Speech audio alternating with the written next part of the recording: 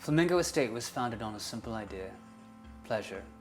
Pleasure is a human right, and we become disconnected from it. My mission is to bring the world back to pleasure. I'd been living in New York 20 years when I found Flamingo Estate, a 7-acre property above the hills of Los Angeles. I was in the search for pleasure, and not to be ashamed of that or embarrassed about it, but how I could find pleasure, how I could cultivate it, how I could grow it, how I could surround myself with it, and now how I can share it with others. My mission is to use the spirit of this property to fill every kitchen and every cupboard and every heart and every mind with pleasure, and then use my financial resources to stand up for the natural world. The house is very much the final result of 2 decades of looking at things that I loved and visiting places that I was inspired by. By the time I reached Los Angeles and found the house, I was tired. I was worn out. I had lost a lot of spirit. I needed a bit of love, and to be honest, so did the house. So the journey of bringing the property to life was also about bringing myself back to life. It has become my focus now. The adventure began in London with Studio KO. Carl and Olivier, who were the K and the O of Studio Co, met me in Paris, and I had a crazy idea. How could 2 men in Paris help an Australian living in Los Angeles restore a property? How could we bring a landscape architect from France who lived half his time in Morocco? And how could we bring materials from Mexico and Japan and Morocco and Africa and bring them here and have local craftsmen put them together? Someone once described this property as Epcot Center because we took the best parts of the world and we brought them together. And I'd like to think that's true. So the very first thing we talked about was the bath. I had waited all my life to build a bathroom. Carl had shown me a photo of a concrete fortress that was in ancient Iraq, this solid concrete monolith. It's got a big raging open fire for cold nights. And the bathhouse is positioned very strategically to take advantage of the sunrise. The light over the cold floor throws that beautiful blue light across the room. And this is the way the day begins. The day begins every day this way, surrounded by the garden. Water in Los Angeles is a luxury, and I really wanted all the water from the bath to run directly back into the garden. And so I started to think about how we could make our own. Jeff Hutchinson, our horticulturalist, started making soaps and shampoos, and we started giving them to our friends and to my colleagues, and that became the start of the Flamingo Estate brand. We wanted to make products that were great for the garden and without harmful chemicals.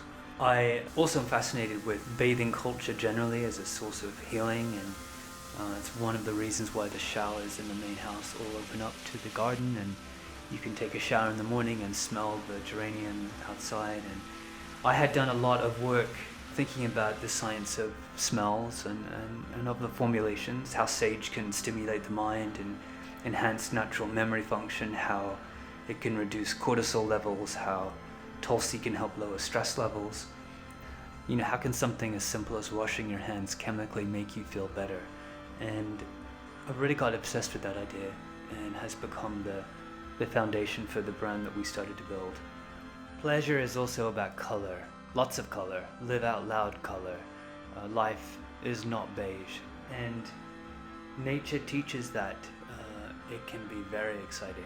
And so our goal was to bring the color of nature inside and also outside. Actually, the entire house was stuccoed in green and then stuccoed immediately after in pink, so that as it ages and as the stucco starts to peel, you get these little green cracks peeking through. David Hockney, the artist who lived in Los Angeles for a long time, was a big inspiration for us. His screen called Caribbean Tea Time sits inside the living room, and it's always been a big color reference for me for projects, as is the artist Ken Doan, who is one of my heroes, and he's obviously an Australian icon. And when I was young, I remember reading about Ken Doan's house in Vogue Living, and I was so inspired. He had this frangipani tree next to his beautiful pool. I remember thinking it was the most exotic, exciting thing I'd ever seen. So I was always very excited one day to have frangipani trees next to my swimming pool.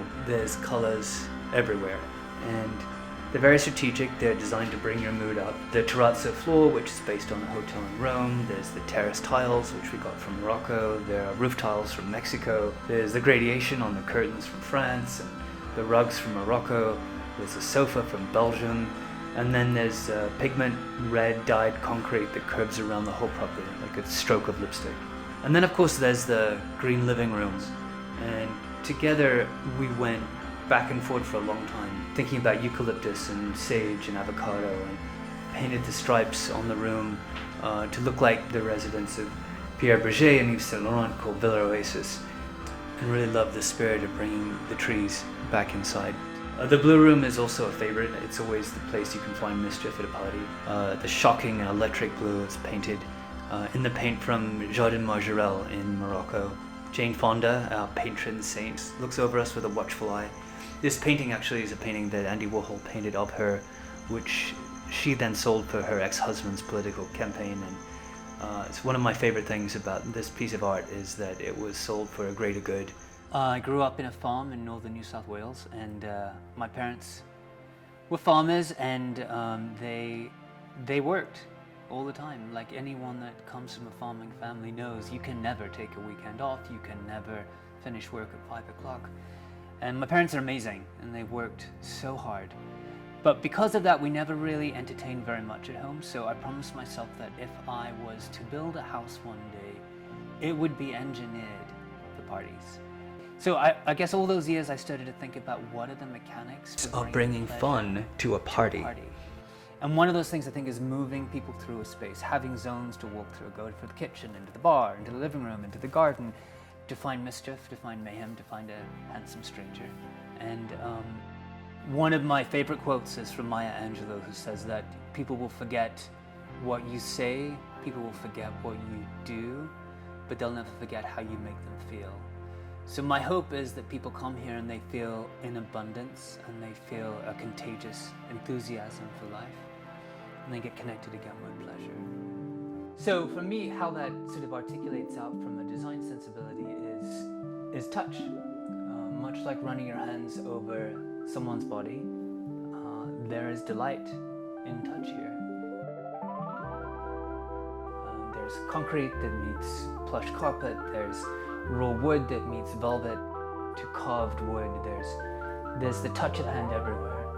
And my hope is that even if you closed your eyes, it is about joy, even on the end of your fingertips. Most of the furniture and the objects came from my friends, or was made by my friends, or on adventures with them, so they are imbued with memories of those people and those times.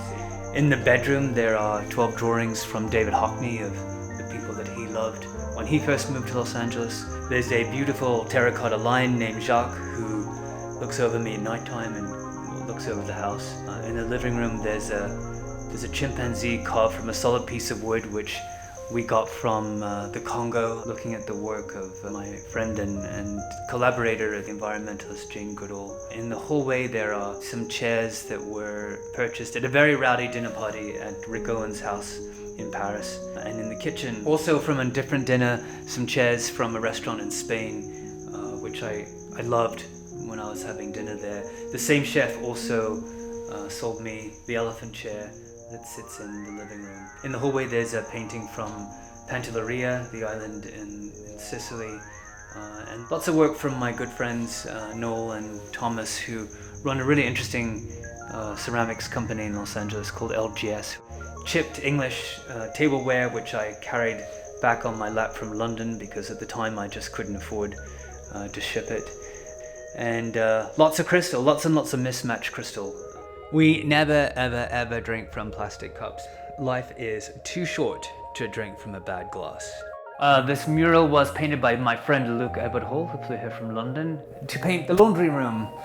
And I have these memories of my mom ironing and my grandma ironing clothes in our laundry in Australia. This tiny little room with one window. And so we kind of did the opposite. The laundry is actually the happiest room of the house. It's a huge room. And Luke came from London and gave it a little mischief. In the lounge room there's a giant fireplace. It's almost like a big piece of sculpture. It's the only part of the house that we didn't change or renovate. There's a collection of mismatched ceramics from other trips to Puglia and Marrakesh and Kyoto, unified only by the color green, which is my favorite color.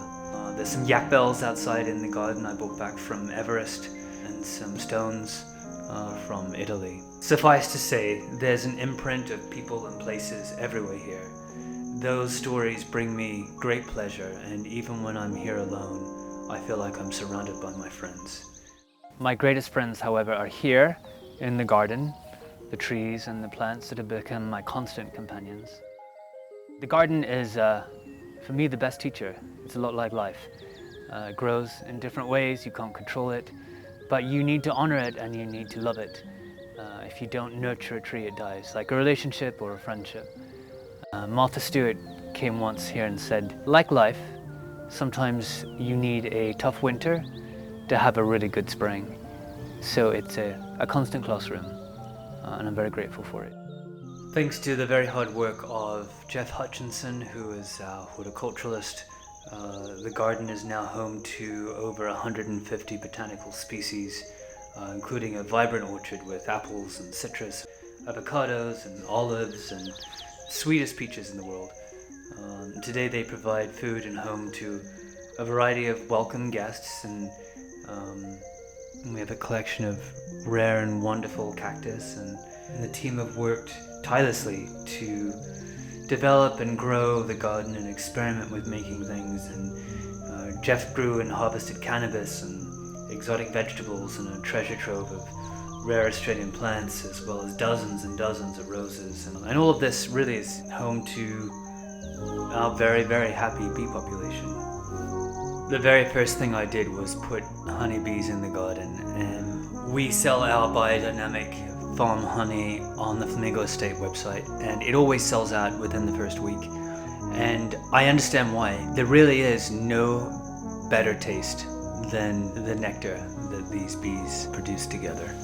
I love them so much, and I am in awe of how much hard work it takes for these bees to produce a single jar of honey. One of my happiest sights is to see Byron, our beekeeper, at sunset. It reminds me of my dad doing the same thing, and I also love getting on my beekeeping suit and helping out. Because we can learn so much from the bees. There is an order to a hive. There's a massive amount of hard work that goes into producing this thing of beauty. Honey is created through teamwork and through co-creation, and the human world can sometimes feel a bit more like a hornet's nest, and there's no honey and everyone's trying to be the queen bee, and perhaps with no ability to actually know how to do that. So, like most things, the garden is a great teacher and a guide.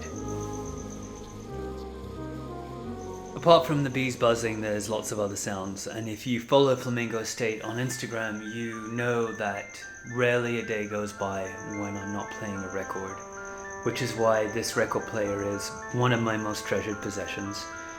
But it doesn't stop there. The music gets much better, because down in the bottom of the garden, Studio Co built their sort of trademark dome ceiling, and the dome ceiling is amazing for acoustics. And my friend Kevin, who owns a really wonderful brand in Los Angeles called Mohawk General, he found this record player from 2001 Space Odyssey, and not long after that he also found an organ with the most outrageous sound. And so after dark, we joined the band. We joined the owls and the crickets and the coyotes, and we put on a show.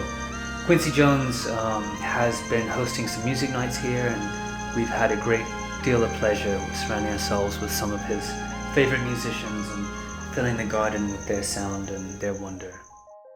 So that gets us to where we are now, and what is really remarkable is that COVID hit, and a lot of the people that we knew and loved, a lot of farmers, were legitimately really worried. They were worried about their income, they were worried about what to do with their farms, because most of their business was tied to restaurants or hotels.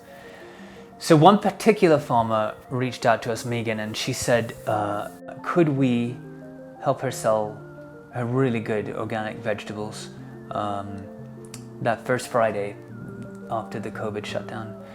And to be honest, I think she may have thought we could probably sell a couple of dozen boxes.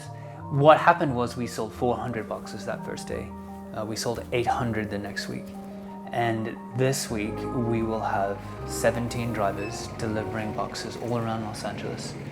And since then have added other farmers we love, like Golden State Papaya, Gloria Stern, who makes the very best bread in Los Angeles, and olive oil and almond butter and flowers and honey and body products. And next year we will release a Flamingo Estate Rosé, our first wine.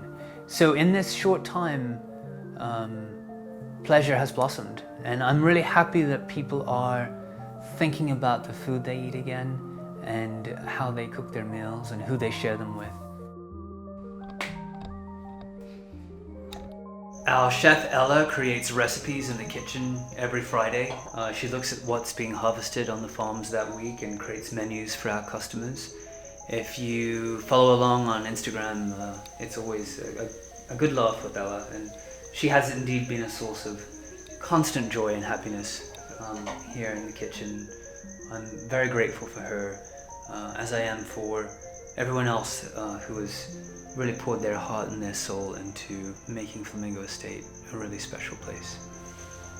Like Carl and Olivier from Studio Co, Andrew Mulney, Arno Cassius, PJ Matan, people who I love and respect so much, and I'm so grateful for their time and their thoughts in shaping the property and the brand that was born from it. These are the things that make a difference between a house and a home, so I want you to think about what pleasure means for you and for the people you love, and then go nurture it and chase it. Cook a great meal, open a great bottle of wine, fill your house with flowers. Pleasure is a human right. It's time to feel good about yourself again.